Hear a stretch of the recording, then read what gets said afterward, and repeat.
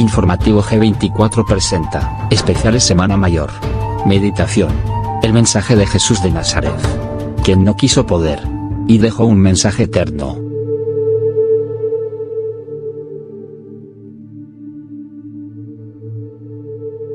Meditación 3 p.m. Jueves Santo. El complot para matar a Jesús. Bienvenidos a esta meditación de las 3 de la tarde para hoy Jueves Santo, una semana que hemos querido dedicar al voto de silencio, pero también a una reflexión profunda.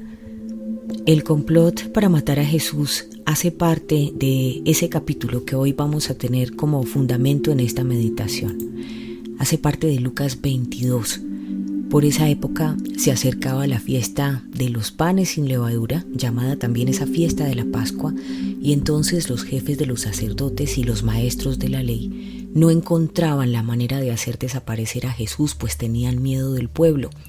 El mensaje que estaba dando Jesús era liberador, y era un mensaje que, como ya lo veíamos en la anterior reflexión, si bien representaba un reto muy fuerte para entenderlo, ponía a pensar a las personas con una esperanza superior, con una esperanza donde sentían que había la posibilidad de creer en ese Padre lleno de amor y no en un Padre castigador. Por eso viene esa ruptura del Nuevo Testamento, donde es ese testamento que deja Jesús a partir de su muerte y resurrección, donde sella una nueva alianza, en la que esa alianza con el Padre se fundamenta en el amor. Y con esta dicotomía que estaban sintiendo muy fuertemente, inquietos, preocupados, los sacerdotes y los maestros de la ley judía, empezaron a pensar qué podían hacer para que Jesús ya no estuviera más. Y así es como en Lucas 22, en ese capítulo 3, nos describen cómo Satanás entra en Judas, por sobrenombre Iscariote, que era uno de los 12 apóstoles, y fue a tratar con los jefes de los sacerdotes y con los jefes de la policía del templo sobre la forma en la que les entregaría a Jesús. Ellos se alegraron y acordaron darle una cantidad de dinero, 30 monedas de plata. Judas aceptó el trato y desde entonces estaba buscando la oportunidad para entregarlo cuando no estuviera con el pueblo, cuando estuviera solo. Y llegó el día de la fiesta de los panes sin levadura, en que se debía santificar el Cordero de la Pascua. Entonces Jesús envió a Pedro y a Juan y les dijo: vayan, preparen lo necesario para que celebremos la cena de la Pascua. Y le preguntaron: ¿dónde quieres que la preparemos, maestro? Y Jesús le contestó: cuando entren a la ciudad encontrarán un hombre que lleva un jarro de agua. Síganlo hasta la casa donde entre y díganle al dueño de la casa que el maestro manda decirle: ¿dónde está la pieza en la que comeré la Pascua con mis discípulos? Y entonces él les mostrará una sala grande y amoblada en el piso superior, y preparen allí lo necesario. Así que se fueron y hallaron tal como Jesús les había dicho y prepararon esa Pascua. Llegó la noche y Jesús se sentó en la mesa con los apóstoles y les dijo: yo tenía gran deseo de comer esta Pascua con ustedes antes de padecer. Porque, se los digo, ya no la volveré a comer, hasta que sea la nueva y perfecta Pascua en el reino de Dios. Después tomó pan y dando gracias lo partió y se los dio diciendo: este es mi cuerpo, que es entregado por ustedes. Hagan esto en memoria mía. Hizo lo mismo con la copa después de cenar y dijo: esta copa es la alianza nueva sellada con mi sangre, que es derramada por ustedes.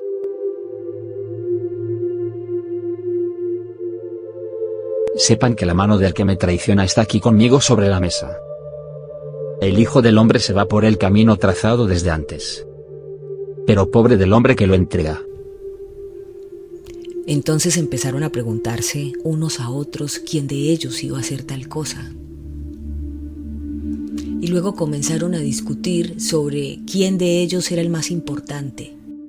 Ese ego humano que siempre nos lleva a competir, a tratar de estar por encima de, y eso mismo estaba entre los discípulos.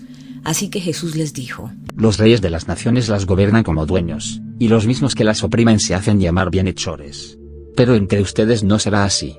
Al contrario, el más importante entre ustedes debe portarse como si fuera el último, y aquel que manda, como si fuera el que sirve. Ustedes son los que han permanecido conmigo compartiendo mis pruebas. Por eso les doy autoridad. Como mi Padre me la dio a mí haciéndome rey. Ustedes comerán y beberán a mi mesa en mi reino. Y se sentarán en tronos para gobernar a las 12 tribus de Israel. Y en un momento de la velada, se irrumpió ese silencio cuando Jesús dijo: Simón, Simón. Mira que Satanás ha pedido permiso para sacudirlos a ustedes como trigo que se limpia. Pero yo he rogado por ti para que tu fe no se venga abajo. Y tú, cuando hayas vuelto, tendrás que fortalecer a tus hermanos. Y Pedro le contestó: Señor, estoy dispuesto a ir contigo a la prisión y a la muerte. Pedro, yo te digo, que antes de que cante hoy el gallo, habrás negado 3 veces, que me conoces. Después Jesús salió y se fue, como era su costumbre, se iba siempre al monte de los olivos, y lo siguieron también sus discípulos, y llegaron al lugar, y allí les dijo: Oren, para que no caigan en tentación. Después se alejó de ellos, como a la distancia de un tiro de piedra, y doblando las rodillas, empezó a orar con estas palabras: Padre, si quieres, aparta de mí esta copa, pero no se haga mi voluntad, sino la tuya. Entonces se le apareció un ángel del cielo y lo fortaleció. Ese momento es crucial dentro de este evangelio porque Jesús empieza su agonía y empieza a orar con mayor insistencia, y su sudor, según las escrituras en el capítulo 22, versículo 44 de Lucas, su sudor se convirtió en gotas de sangre que caían hasta el suelo. Después de orar, se levantó y se fue hacia donde estaban los discípulos, pero los halló dormidos, porque ellos estaban abatidos por la tristeza, estaban impactados de todo aquello que él les había relatado que iba a suceder. Y les dijo: ¿Ustedes duermen? Levántense, oren, para que no caigan en tentación. Cuando todavía estaba hablando Jesús, llegó un grupo encabezado por Judas, uno de los 12, y entonces se acerca a Jesús y le da un beso. Y Jesús le dice: Judas, ¿con un beso traicionas al Hijo del Hombre? Los que estaban con Jesús vieron lo que iba a pasar y le preguntaron: Maestro, ¿sacamos la espada? Y uno de ellos hirió al servidor del sumo sacerdote cortándole la oreja derecha, pero Jesús le dijo: Basta ya. Y tocando la oreja del hombre lo sanó. Jesús se dirigió después a los que habían venido por él, a los jefes de los sacerdotes, de la policía del templo y de los judíos, y les dijo: Tal vez buscan a un ladrón, y por eso han venido a detenerme con espadas y palos. ¿Por qué no me detuvieron cuando día tras día estaba entre ustedes en el templo? Pero ahora reinan las tinieblas, y es la hora de ustedes. Entonces lo apresaron y lo llevaron a la casa del sumo sacerdote, donde entraron. Pedro iba detrás, él lo seguía a distancia, lo seguía con ese amor profundo que sentía por Jesús, pero con un miedo imperante de ver toda esta turba que estaba en este momento acusando a Jesús, y todo este operativo que se puede decir para la época, cuando llegaron hasta el monte para aprenderlo. A medida que pasaban los minutos, se iba aumentando esa turba en las afueras de la casa del sumo sacerdote. Allí adentro estaba Jesús, quien iba a empezar un interrogatorio. Entonces, en ese patio exterior prendieron un fuego en medio del patio y luego se sentaron alrededor para calentarse. Pedro también se acercó y se sentó entre ellos, y entonces, al verlo sentado a la lumbre, una muchachita de la casa, después de mirarlo, dijo: Este también estaba con él. Pero él lo negó diciendo: Mujer, yo no lo conozco. Momentos después, otro exclamó al verlo: Tú también, eres uno de los seguidores. Pero Pedro respondió: No, hombre, no lo soy. Como una hora más tarde, otro afirmó: Este estaba con él. Amigo, Además es Galileo. no sé de qué hablas. Y todavía estaba hablando Pedro cuando un gallo cantó. Entonces recordó esas palabras de Jesús que le había dicho: Pedro, yo te digo, que antes de que cante hoy el gallo, habrás negado 3 veces, que me conoces. Y saliendo afuera lloró amargamente. Y así empezó esa madrugada entre el jueves y el viernes, en la cual hora tras hora Jesús tuvo que estar resistiendo interrogatorios, pero nadie encontraba una prueba fehaciente para condenarlo.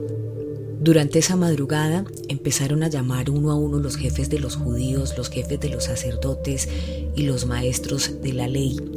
estaban preparando ya esa reunión para interrogarlo a primera hora de la mañana cuando amaneciera. Para esa época, imagínense el revuelo que causó en Jerusalén todo esto, dado que ese hombre que tan solo hacía unos días había llegado triunfante en un burro, que todo el mundo lo saludaba, que había sanado enfermos, que había multiplicado panes, que había dado un mensaje de liberación, hoy el poder máximo, político, religioso, estaba contra ese hombre, lo que hacía temer gran parte de esa turba que para ocultar su miedo prefería enfurecerse y acusar a aquel mismo hombre que incluso días atrás los había sanado y los había alimentado. El miedo de Pedro, que lo hacía sentir cobarde con una impotencia profunda y que nos recuerda muchas veces cuando hemos visto alguna injusticia y seguramente impotentes hemos callado, como cuando un niño sufre el exceso de fuerza de sus padres y los vecinos permanecen indiferentes, o cuando aquel esposo golpea a su esposa y todos guardan silencio por miedo a esa reacción, o cuando un jefe abusa de su poder sobre alguno de los compañeros y se quedan callados los demás por miedo a enfrentar el poder. Eso le pasó a Pedro, quien lloraba amargamente. Y mientras esas horas transcurrían en esa madrugada de jueves a viernes, cuando Jesús empezaba a enfrentar los primeros interrogatorios, respondía menos de lo necesario, de una manera sabia, que se va a ver principalmente cuando enfrente a Herodes, a Pilatos y a ese consejo en pleno del Sanedrín que se reunirá el viernes en la mañana para hacerle ese otro interrogatorio. Pero mientras tanto, en esas horas de silencio, ¿cómo lo resistía Jesús? Vámonos a Juan 15, porque nos deja un mensaje que seguramente fue parte de esa fuerza que tuvo, incluso cuando estaba en el monte orando. Yo soy la vid verdadera y mi Padre es el labrador. Toda rama que no da fruto en mí la corta, y toda rama que da fruto la limpia para que dé más fruto. Ustedes ya están limpios, gracias a la palabra que les he anunciado, pero permanezcan en mí. Como yo permanezco en ustedes, una rama no puede producir fruto por sí misma, si no permanece unida al fruto de la vid. Tampoco ustedes pueden producir fruto si no permanecen en mí. Y que se convierte en esa primera parte de ese testamento que nos dejaría. Yo soy el camino, la verdad y la vida. Vámonos a Juan 15. Yo soy la vid y ustedes las ramas. El que permanece en mí y yo en él, eso da mucho fruto. Pero sin mí no pueden hacer nada. Al que no permanece en mí lo tiran y se seca, como a las ramas, que las amontonan, se echan al fuego y se queman. Mientras ustedes permanezcan en mí, mis palabras permanezcan en ustedes. Pidan lo que quieran y lo conseguirán. Mi Padre es glorificado cuando ustedes producen abundantes frutos. Entonces pasan a ser discípulos míos. Como el Padre me amó, así también los he amado yo. Permanezcan en mi amor. Donde nos habla de la vid verdadera, de la rama que da fruto, de la fórmula que nos da para permanecer en su amor, si se cumplen sus mandamientos. Si cumplen mis mandamientos, permanecerán en mi amor, como yo he cumplido los mandamientos de mi Padre y permanezco en su amor. Les he dicho todas estas cosas, para que mi alegría esté en ustedes, y su alegría sea completa. Este es mi mandamiento, que se amen unos a otros, como yo los he amado. No hay amor más grande que dar la vida por sus amigos. Antes de ir a las peticiones en esta meditación de las 3 de la tarde para Jueves Santo, cuando Jesús nos habla del servicio a los demás, donde quien manda debe actuar como un servidor, revisemos esas otras maneras de cumplir sus mandamientos. Y son ustedes mis amigos si cumplen lo que les mando, amarse los unos a los otros. Ya no les llamo servidores, porque un servidor no sabe lo que hace su patrón.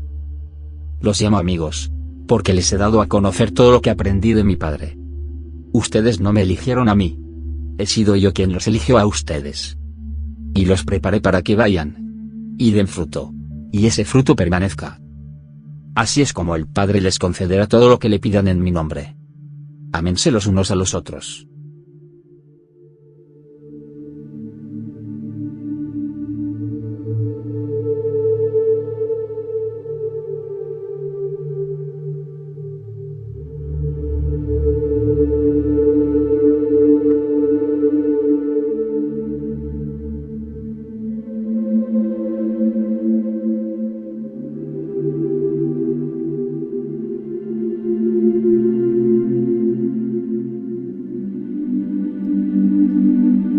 Así que en esta meditación vamos a pedir la gracia a vuestro Padre y en vuestro nombre pido esta gracia, Señor Jesús. En el nombre de Jesús pido al Padre esta gracia.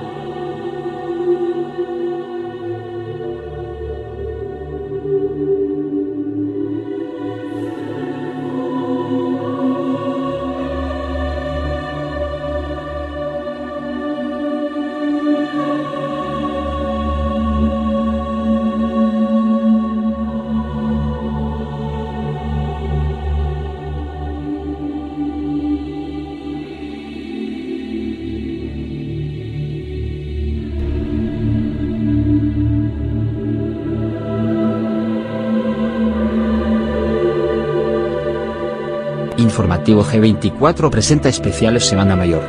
Jesús de Nazaret. Un hombre que no quiso poder y dejó un mensaje eterno.